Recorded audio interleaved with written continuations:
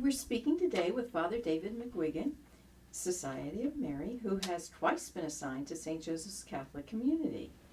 It's a blessing to have you back with us again. Thank you so much. And a gift from God, given recent events in your life. Yes, I did have a health crisis in the summer, and thanks be to God, I'm moving beyond that and recovering well. I appreciate it. I don't think A lot of prayers came from here, and they were immeasurably helpful to me as I've been making my recovery, so thank you. And I think he sent you back because you've got great work left to do.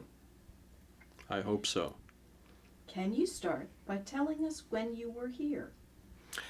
Yes, I was assigned to St. Joseph Catholic Community as an associate pastor from 2007 to 2010, and again from 2012 to 2017, before I moved on to my present assignment, where I'm the chaplain of the Marianist Family Retreat Center at Cape May Point, New Jersey. So in those interim years, between assignments, I left the parish to serve at the University of Dayton in the campus ministry department, and then returned to St. Joseph's in 2012.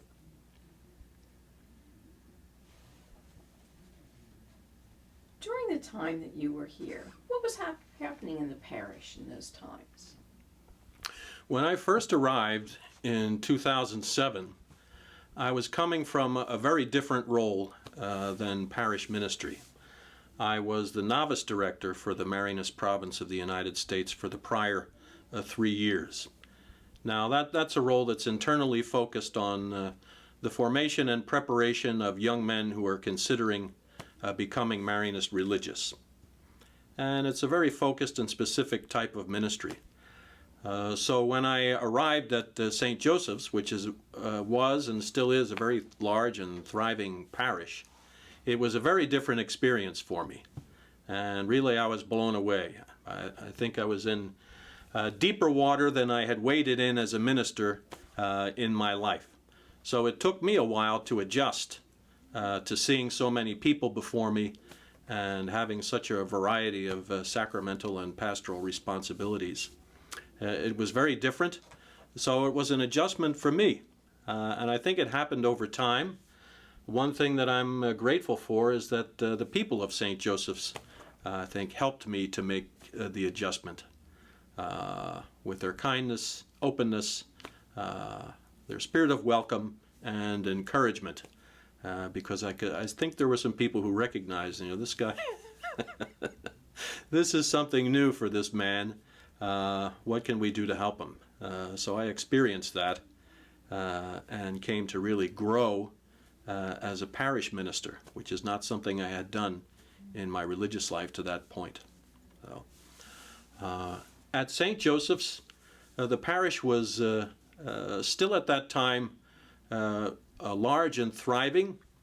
The pastor at the time was Father Terry Wyke. He was still new in that role. He succeeded Father Pat Tonry, who was the pastor here for the prior 10 years. And Father Pat was here during a time of incredible growth, I think, in this area. The parish's population grew considerably. Father Pat was a great and welcoming, people-oriented pastor. And so Father Terry arrived with a different set of gifts and skills. Many good things continued, and I think a couple of changes that I saw occur during that time that I think were needful and good. I think at the time that I was here from 7 to 10, with Father Terry as the pastor, we saw St. Joseph Catholic Community become more integrated into the life of the Archdiocese of Baltimore, and a stronger connection developed in different ways, organizationally and in terms of communication and connection. And I think that was a very positive thing in the life of the parish.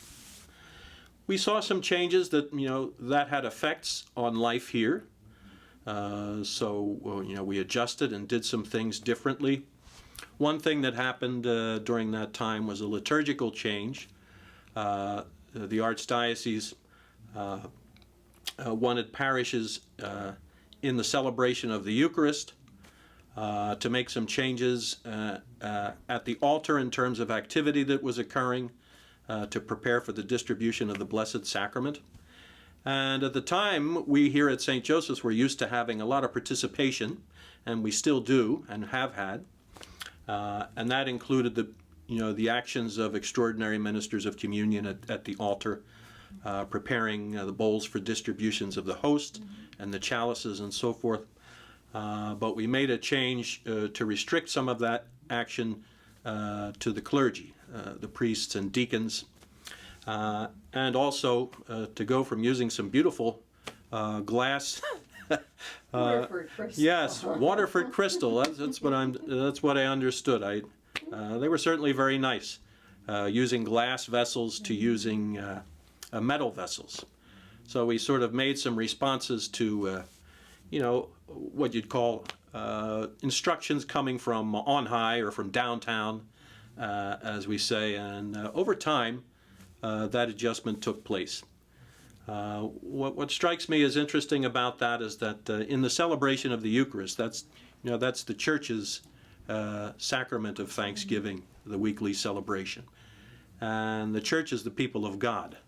So everyone who's participating is involved in what's going on. So when a change like that occurs, there's often different reactions and responses to it. Why are we doing that? Oh, it's about time we did this. What was wrong with what we were doing? And so, over time, pastorally, you try and massage changes like that so the community can come to embrace and celebrate the Eucharist without being distracted by something that's come along that's different from what had been happening. So, those are a couple of things. The relationship with the Archdiocese, a stronger sense of connection here at the parish with the Archdiocese of Baltimore and the life of the wider Church of Baltimore, and the consequences of that for life and behavior here at St. Joseph Catholic Community. Those are a couple of things that I would highlight from my time here in that first 3-year period.